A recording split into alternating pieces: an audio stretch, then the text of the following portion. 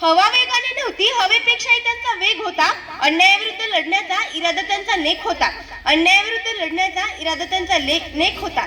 असा जिजाऊचा पुत्र लाखात नव्हे तर जगात एक होता. लाखात नव्हे तर जगात एक होता. महाराष्ट्राची आदी दैवत, भूपती, नृपती, प्रजापती, परमप्रतापी, विज्ञाननिष्ठ, जगविख्यात, विश्ववंदनीय श्री राजाधिराज, योगीराज, श्रीमंत योगी छत्रपती शिवाजी महाराजांना या जिजाऊच्या लेखीचा मानाचा मुद्रा.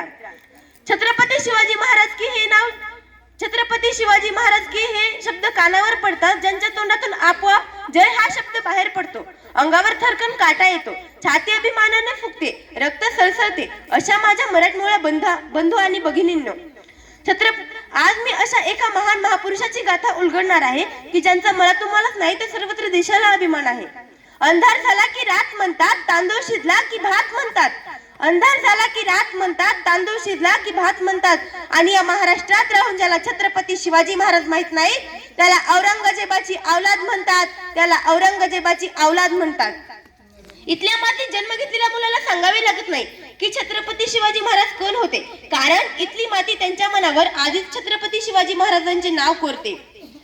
कोण होते छत्रपती शिवाजी महाराज? असे काय काम केले त्यांनी की इतकी वर्ष उलटूनही लोक त्यांच्या नावाचा जय जयकार करतात? अहो, इथल्या लोकांना तर सोडत, पण इथल्या दऱ्याखोरांना जर विचारलात ना की छत्रपती शिवाजी महाराज कोण होते तर ते सांगतील, रुद्राचा अवतार तो वाघाचा ठसा होता. रुद्राचा अवतार तो वाघाचा ठसा होता. विचारा त्या सह्याद्रीला आणि विचारा त्या सागरी लहरींना की माझा शिवबा कसा होता. खरं तर छत्रपती शिवाजी महाराज हे नावच असं आहे की त्यांच्या नावातील प्रत्येक अक्षर छत्रपती शिवाजी महाराज हे नाव असं आहे की त्यांच्या नावातील प्रत्येक अक्षर हे त्यांच्या कार्याची व पराक्रमाची महती सांगणारे अक्षर आहे.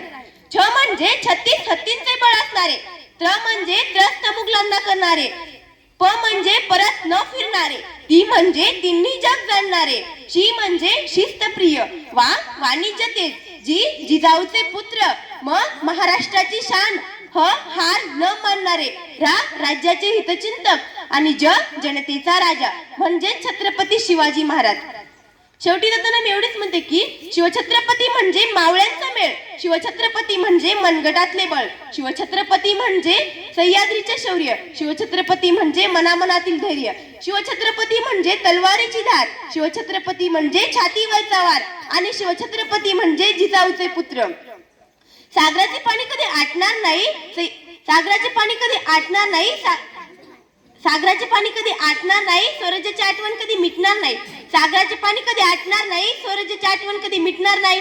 हा जन्म काय हजारो जन्म झाले तरी नाथ शिवरायांचा सुटणार नाही. एवढं बोलून मी माझे 2 शब्द संपवते. जय जिजाऊ, जय शिवराय. धन्यवाद.